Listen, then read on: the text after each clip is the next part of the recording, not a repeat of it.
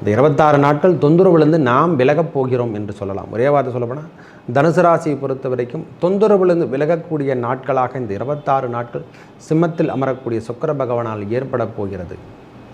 அதுவும் இல்லாமல் லாபம் என்று சொல்லக்கூடிய அளவுக்கு நம்மளுக்கு பாக்கியாதிபதி என்று சொல்கிற மாதிரி பாக்கியஸ்தானத்தில் சுக்கிர பகவான் அமர்ந்திருந்தால் பூர்வ புண்ணிய பாக்கியஸ்தானம் வலுக்கப் போகிறது. அதாவது நம்ம இல்லறத்தில் இருந்து நம்ம மனைவி ஸ்தானம் என்று சொல்கிற மாதிரி நம்ம மனைவியார் என்று சொல்லக்கூடிய அமைப்பு வீட்டில், அதாவது மாமியார் வீட்டு சொத்துக்கள் நம்மளுக்கு கிடைக்கின்ற பாக்கியம் பெறப்போகிறோம். அல்லது மாமியார் வீட்டு சொந்தங்கள் நம்ம இடத்துல வரக்கூடிய காலங்களாகும்.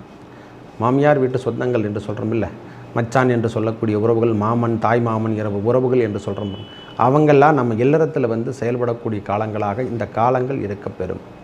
அவர்களால் இதுவரைக்கும் பிரச்சனைகள் இருந்திருந்தால் அந்த பிரச்சனைக்கு ஒரு முற்றுப்புள்ளி கிடைக்கும். விடுங்க, தெரியாமல் செஞ்சுட்டேங்க, ஏதோ தெரியாமல் பேசிட்டேன் அப்படின்ற மாதிரி எதனா ஒன்று தவறான ஒரு சின்ன வார்த்தைக்காக நம் வாழ்நாளில் பல ஆண்டுகள் பிரிந்திருக்கக்கூடிய காலங்கள், நல்ல நட்பு வட்டாரங்களாக இருந்து பிரிந்திருந்த உறவுகள் இன்று சேரக்கூடிய காலங்களாக வரப்போதையா. விக்னேஸ்வராய நமக. வெற்றிவேல் முருகனுக்கு அரகரோகரம். அரகர நம பார்வதீபதையே. அரகர மகாதேவா. தென்னாடுடைய சிவனே போற்றி, எந்நாட்டவர்க்கும் இறைவா போற்றி போற்றி. உங்கள் அபிமான அனந்தலை வாழ் ஜோதிடர் வேலாயுதத்தின் நன்றி கலந்த வணக்கத்தை தெரிவித்து கொண்டு இந்த பதிவினை காண இருப்பது என்னவென்றால், சுக்கிர பெயர்ச்சி இதுவரைக்கும் கடகத்தில் வீட்டிருந்தார். அதாவது சுக்கிர பகவான் இதுவரைக்கும் கடகத்தில் இருந்தார். 1/8/2024 முதல் 26/8/2024 வரைக்கும் சிம்மத்துக்கு இடம் பெயர்ந்து இந்த 26 நாட்கள் ஒவ்வொரு ராசிக்கும் எவ்வாறு பலாபலங்களை வழங்குவார் என்று பார்ப்போம் வாருங்கள். எனது அன்புள்ளம் கொண்ட தனுசு ராசி நேயர்களே, தனுசு ராசி பொறுத்த வரைக்கும் சுக்கிர பெயர்ச்சி கடகத்தில் இருந்து வந்த சுக்கிர பகவான் இப்பொழுது சிம்மத்துக்கு இடம் பெயர்ந்துட்டார் ஐயா. அதாவது எப்படி சொல்கிறதுனா, வேலை சார்ந்த விஷயத்தில் இருந்து வந்த பிரச்சனைகள் விலகக்கூடிய நாட்கள். ஒரு மனுஷனுக்கு வேலை சார்ந்த விஷயத்திலோ நம்மளுக்கு கொடுக்கல் வாங்கலில் இருந்து வந்த பிரச்சனைகள் விலகக்கூடிய நாட்களாகும் இந்த 26 நாட்கள் இருக்கப்போது. ஏன்னா அவர் 6ஆம் அதிபதி அல்லவா, சுக்கிர பகவான் உங்களுக்கு 6ஆம் அதிபதியும் அவர் தான். 11ஆம் அதிபதி என்று சொல்லக்கூடிய அமைப்பை பெற்றவரும், லாபாதிபதி என்று சொல்கிறோம் இல்லை, லாபஸ்தானம் என்று சொல்லக்கூடிய பகை நோய் கடன் என்று சொல்லக்கூடிய அமைப்பை பெற்றிருந்தாலும் அந்த 9ஆம் இடத்துல நம்மளுக்கு இது வரைக்கும் நோய் நொடி இருந்தால் அதிலிருந்து விலகத்துக்கான காலம் என்று தான் சொல்லலாம். சட்ட திட்டங்கள் என்று சொல்கிறோம் இல்லை, கோர்ட்டு வம்பு வழக்குகள் ஏதேனும் இருந்தால் அதிலிருந்து விடுபடக்கூடிய காலம். அந்த பிரச்சனைகளுக்கு ஒரு தீர்வு சொல்கிறோம் இல்லை ஐயா, எனக்கு இப்போ கேஸ்லாம் போட்டுட்ருக்காங்க ஐயா, அந்த பிரச்சனையிலேருந்து நாம் விலக காலமாகும். அந்த கேஸோ கோர்ட்டு கேஸ் எதனா வம்பு வழக்குகள் ஏதேனும் இருந்தால் அதிலிருந்து நாம் விடுபடக்கூடிய காலங்களாக இந்த காலம் 26 நாட்கள் இருக்கப்படும். இல்லை அதை தாண்டி நமக்கு நல்லது நடக்கிறதுக்கான காலங்களும் இருக்கும். இந்த 26 நாட்கள் தொந்தரவுலேருந்து நாம் விலகப் போகிறோம் என்று சொல்லலாம். ஒரே வார்த்தை சொல்லப்போனால் தனுசு ராசியை பொறுத்த வரைக்கும் தொந்தரவுலேருந்து விலகக்கூடிய நாட்களாக இந்த 26 நாட்கள் சிம்மத்தில் அமரக்கூடிய சுக்கிர பகவானால் ஏற்பட போகிறது. அதுவும் இல்லாமல் லாபம் என்று சொல்லக்கூடிய அளவுக்கு நம்மளுக்கு பாக்கியாதிபதி என்று சொல்கிற மாதிரி பாக்கியஸ்தானத்தில் சுக்கிர பகவான் அமர்ந்திருந்தால் பூர்வ புண்ணிய பாக்கியஸ்தானம் வலுக்கப் போகிறது. அதாவது நம்ம இல்லறத்தில் இருந்து நம்ம மனைவி ஸ்தானம் என்று சொல்கிற மாதிரி நம்ம மனைவியார் என்று சொல்லக்கூடிய அமைப்பு வீட்டில், அதாவது மாமியார் வீட்டு சொத்துக்கள் நம்மளுக்கு கிடைக்கின்ற பாக்கியம் பெறப்போகிறோம். அல்லது மாமியார் வீட்டு சொந்தங்கள் நம்ம இடத்துல வரக்கூடிய காலங்களாகும். மாமியார் வீட்டு சொந்தங்கள் என்று சொல்கிறோம் இல்லை, மச்சான் என்று சொல்லக்கூடிய உறவுகள், மாமன் தாய் மாமன் உறவுகள் என்று சொல்கிறோம், அவங்கெல்லாம் நம்ம இல்லறத்தில் வந்து செயல்படக்கூடிய காலங்களாக இந்த காலங்கள் இருக்கப்பெறும். அவர்களால் இதுவரைக்கும் பிரச்சனைகள் இருந்திருந்தால் அந்த பிரச்சனைக்கு ஒரு முற்றுப்புள்ளி கிடைக்கும்.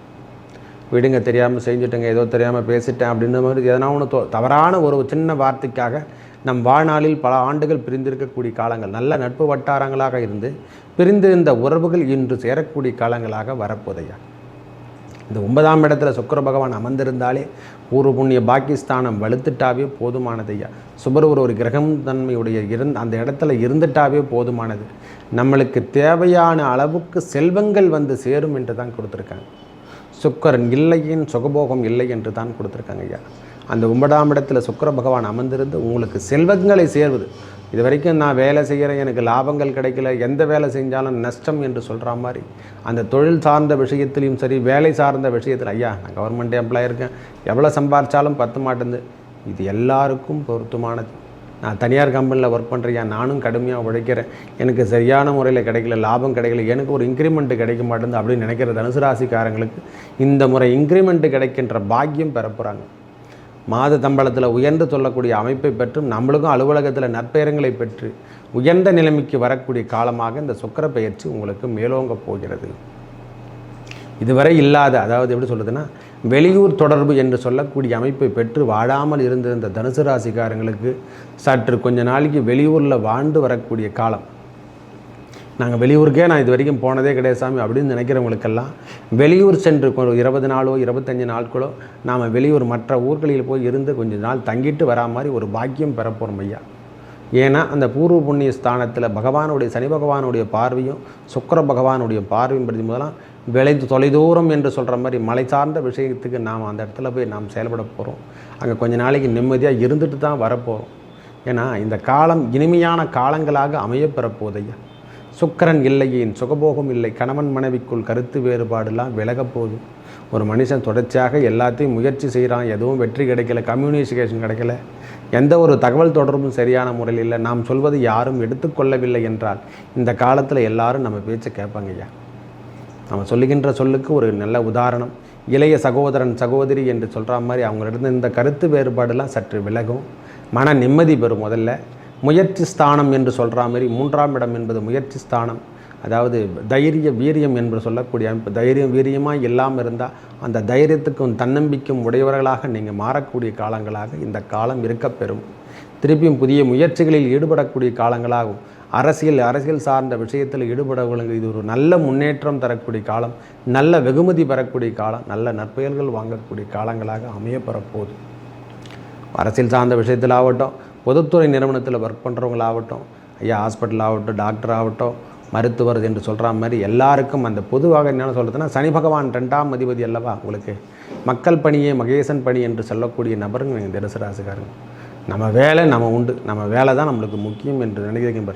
அந்த இனிமையான எண்ணங்கள் இனிமேல் தொடர்ச்சியாக வந்த வண்ணம் இருக்கும். கேட்ட இடத்துல கிடைக்கின்ற பாக்கியம் பெறும். வீடு கட்டாமல் இருக்கக்கூடிய ஓமர்தம் மண்ணில் ஐயா நான் ரொம்ப நாளாக கஷ்டப்பட்டேன், பகவான் உங்களுக்கு படியெடுக்கின்ற காலம் வந்துடுச்சுமா, இனிமேல் தொந்தரவு கிடையாது, இனிமேல் தொட்டது துலங்க போதுமா, இந்த 26 நாட்களுக்குள் நம் தேவைகள்லாம் பூர்த்தி செய்து திருப்பி நாம் வீடு கட்டுறதோ கொள்றதோ இல்லை வீடு கட்டி நின்று போச்சுன்னா அதெல்லாம் திருப்பி ஸ்டார்ட் பண்ணி ஆரம்பிச்சிருவோம். இந்த காலம் கரெக்டாக உங்களுக்கு வேலை செய்ய போகுது, நல்லா இருக்க போகிறீங்க. ஒரே வார்த்தை சொல்லப்போனால் இனிமேல் தடைகள் எல்லாம் முடிஞ்சு தடைகள் எல்லாம் படிக்கட்களாக மாறி உங்களுக்கு நல்ல நற்பலங்கள் கிடைக்கின்ற காலங்களாக இந்த 26 நாட்கள் சிம்மத்தில் அமரக்கூடிய சுக்கிர பகவான் உங்களுக்கு பெரிய பெரிய மேன்மை தந்து செல்வங்களை கொடுக்க போகிறார். முதல்ல செல்வத்தை குத்து முதல்ல திருப்பி தன்னம்பிக்கை தைரியத்தை கொடுக்க போகிறார். ஏன்னா ஒவ்வொரு சாரத்தையும் வாங்குறாருல்ல, கேதுவோட சாரம் வாங்குறார், பரணியோட சாரம், சுக்கிரனுடைய சாரம் வாங்க போகிறாரு. அடுத்ததாக உத்திரன் என்று சொல்லக்கூடிய சூரியனுடைய சாரம் வாங்கும்போதெல்லாம் தன்னம்பிக்கையும் தைரியமும் வளரும். அவங்க எல்லாத்துலேயும் இனிமேல் செயல் திட்டங்கள் எட்டும் போதெல்லாம் ஒவ்வொரு படியும் நீங்கள் முன்னுக்கு கொண்டு வர்றதை கண்கூடாக பார்க்கலாம். பெரிய பிரச்சனையிலேருந்து நாம் விலகிடுவோம் சுவாமி. தனுசு ராசி இனிமேல் படிப்படியாக அவங்களோட பிரச்சனையிலேருந்து வெளிவரத்துக்கான காலங்கள். இளைய சகோதரனால் ஏற்பட்ட வந்த பிரச்சனை, இளைய சகோதரியால் ஏற்பட்ட வந்த பிரச்சனைக்கு ஒரு முடிவு புற்றுப்புள்ளி என்று கூட சொல்லலாம்.